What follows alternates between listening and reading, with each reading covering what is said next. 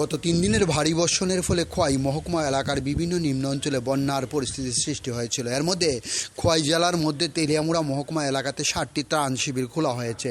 প্রশাসনের পক্ষ থেকে ঠিক একই রকমভাবে প্রস্তুতি ছিল কল্যাণপুর এলাকাতে। খোয়াইয়ের যে সমস্ত নিম্ন অঞ্চলগুলি রয়েছে সেগুলিতে বন্যার জলে প্লাবিত হয়েছে।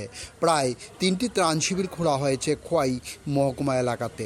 এর মধ্যে দশরথদেব মেমোরিয়াল কলেজ, খোয়াই শ্রীনাথ বিদ্যানিকেতন এবং খোয়াই পৌর পরিষদের অন্তর্গত 3 নম্বর ওয়ার্ড হরকুমার অঙ্গনারী সেন্টারে ত্রাণ শিবির খোলা হয়েছে।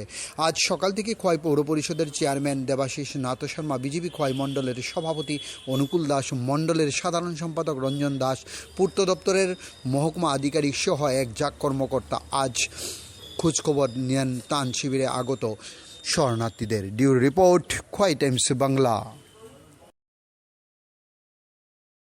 জানেন, গত 3 দিন যাবৎ ত্রিপুরা রাজ্যে ধারাবাহিক যে বর্ষণ হচ্ছে, এই বর্ষণের ফলে ত্রিপুরা রাজ্যের সাথে সাথে খোয়াই এলাকাতেও খোয়াইয়ের নিম্নাঞ্চলগুলি জলপ্লাবিত হয়েছে। কিছু কিছু বাড়িতে জল প্রবেশ করেছে।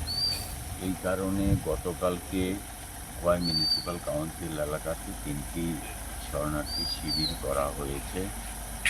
আজকে আমরা পরিদর্শনে বেরিয়েছি। আমার সাথে খোয়াইয়ের বিশিষ্ট সমাজসেবী তথা জেলা পরিষদের মাননীয় সদস্য অনুকূল দাস আছেন, খোয়াইয়ের অন্যান্য বিশিষ্ট সমাজসেবীরা আছেন। আমরা পরিদর্শনে বেরিয়েছি।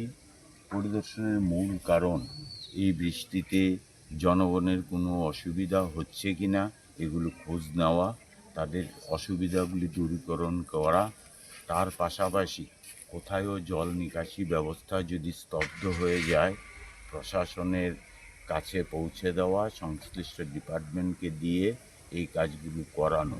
আপনারা ইতিমধ্যে দেখেছেন এইখানে খোয়াই পিডব্লিউডির এসডিও সাহেব আছেন, ওনার ইঞ্জিনিয়ারিং পুরা টিম আছেন। রাস্তাঘাটে যেখানে পিডব্লিউডির রাস্তাও খারাপ হয়েছে সেইগুলো যাতে দ্রুত সংস্কার করা যায় আমরা এই উদ্যোগ নিয়েছি। আমরা যারা শরণার্থী হয়েছে শেল্টার হাউসে যারা আছে তারা এই সরকারের যেই সুবিধা করে দিচ্ছে সেই সুবিধাতে তারা খুব খুশি। আমরা কথা বলেছি, আপনারাও যদি পরিদর্শন করেন যারা এই রিলিফ ক্যাম্পে আছে তাদের সাথে কথা বলবেন। আমার রাজ্যের যে মানবিক সরকার, রাজ্যের মাননীয় মুখ্যমন্ত্রী এই ব্যাপারে প্রশাসনকে একদম কড়া নির্দেশ দিয়েছে যাতে যারা এই বানভাসির কারণে অসুবিধা